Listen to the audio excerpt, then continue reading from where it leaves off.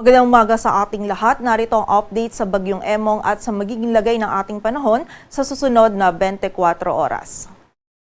Mas humina pa at nag-downgrade na into a tropical depression si Bagyong Emong at huli itong namataan sa layong 500 kilometers northeast ng Itbayat, Batanes. Taglay na nito ngayon yung lakas ng hangin na 55 kilometers per hour malapit sa sentro at bugso ng hangin na umaabot sa 70 kilometers per hour. Ito'y kumikilos pahilaga-hilagang silangan sa bilis na 45 kilometers per hour and mapapansin nga po natin na mas bumilis yung pagkilos nito and ina-expect po natin between this 5 a.m. to 7 a.m. ay nasa labas na ito ng ating area of responsibility. And sa kasalukuyan, wala na pong epekto si Bagyong Emong sa anumang bahagi ng ating bansa. Samantala, yung isa pang bagyo na minomonitor natin, yung dating si Bagyong Dante, ay huling namataan sa layong 640 kilometers hilaga ng Itbayat, Batanes. And gaya po ni Bagyong Emong, ay wala na rin po itong epekto sa anumang bahagi ng ating bansa. And bukod po dito,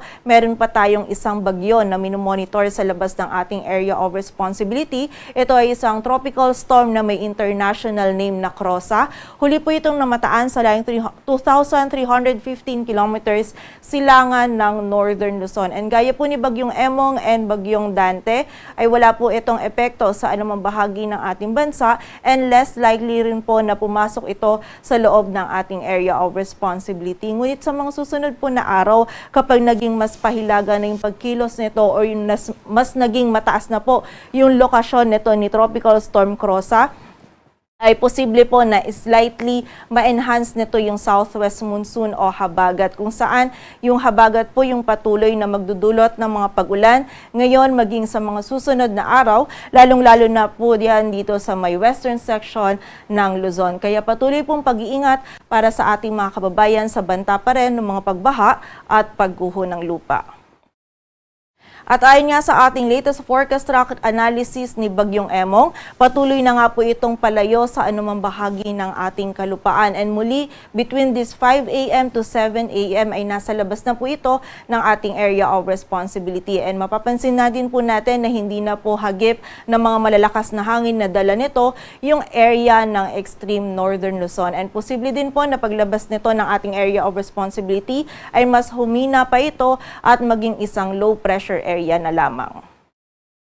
And wala na po tayong wind signal sa anumang bahagi ng ating bansa, ngunit makakaranas pa rin po ng bugso ng mga malalakas na hangin na dulot naman po ng habagat, yung malaking bahagi po ng Luzon, maging yung ilang areas pa ng Visayas at Mindanao ngayong araw. And magpapatuloy po ito bukas hanggang sa Monday, kung saan yung malaking area pa rin ng Luzon at ilang bahagi ng Visayas ay makakaranas pa rin po ng bugso ng mga malalakas na hangin na dulot po ng habagat.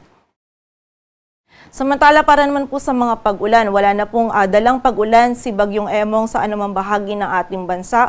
Ngunit yung habagat pa rin po ay patuloy pa rin magdudulot ng mga pag-ulan. Posible pa rin po yung 50 to 100 millimeters of rainfall dito sa bahagi ng Ilocos Region, maging sa Zambales, Bataan at Occidental Mindoro. So posible pa rin po yung mga malalakas na pag-ulan. Kaya paalala po para sa ating mga kababayan, lalong-lalo na dito sa malaking area ng Northern Luzon at ilang bahagi pa ng Luzon, dahil po saturated na yung ating lupa dahil nga dun sa mga tuloy-tuloy na mga pag-ulan na naranasan po natin ng mga nakaraang araw, ay manatili po tayong alerto dahil may banta pa rin ng mga flash floods at landslides.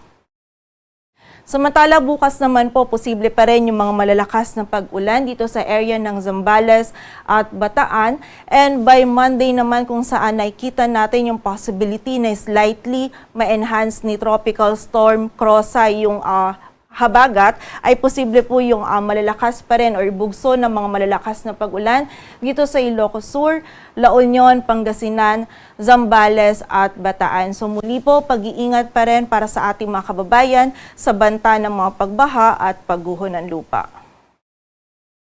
At para nga sa magiging lagay ng panahon ngayong araw ng Sabado, yung malaking bahagi po ng Luzon patuloy pa rin makakaranas ng maulap na kalangitan at mga tsansa pa din po ng mga pag-ulan.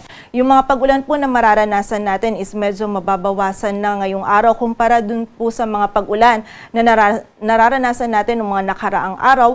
Ngunit posible pa rin po yung bugso ng mga malalakas na pag-ulan dito sa Ilocos Region, maging sa area ng Zambales, Bataan, Occidental Mindoro, dulot po ito ng habagat. Samantala, magiging makulimlim din po yung panahon dito sa Metro Manila, maging sa bahagi ng Cordillera Administrative Region, sa Cagayan Valley, rest of Central Luzon, sa area ng Calabarzon at sa nalalabing bahagi pa ng Mimaropa. At may posibilidad pa rin po tayo ng mga kalat-kalat na pag-ulan, pagkilat at pagkulog. And posible pa rin po yung biglaang buhos ng mga panandalian at ng mga malalakas na pag-ulan, dulot pa rin po ito ng habagat. Kaya kapag po tayo ilalabas, huwag pa rin natin kalilimutan yung pananggalang natin dito sa mga pag-ulan na ito. And muli, patuloy pong pag-iingat sa banta pa din ng mga pagbaha at pagguho ng lupa. Samantala dito naman sa area ng Bicol Region, magiging bahagyang maulap hanggang sa maulap po yung ating kalangitan.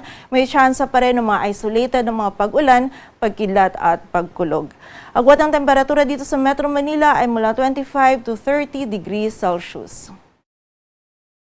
Samantala dito din po sa area ng Palawan, magiging maulap din yung ating kalangitan at mataas din yung tsansa pa rin ng mga kalat-kalat na pag-ulan, pagkilat at pagkulog. Dulot pa rin po ito ng habagat. Samantala, for the whole area naman ng Visayas at Mindanao, magiging bahagyang maulap hanggang sa maulap po yung ating kalangitan. May posibilidad pa rin ng mga isolated ng mga pag-ulan, pagkilat at pagkulog. And during severe thunderstorms po, posible pa rin yung katamtaman hanggang sa mga malalakas na pag-ulan, kaya doble ingat pa rin sa banta ng mga pagbaha at pagguho ng lupa.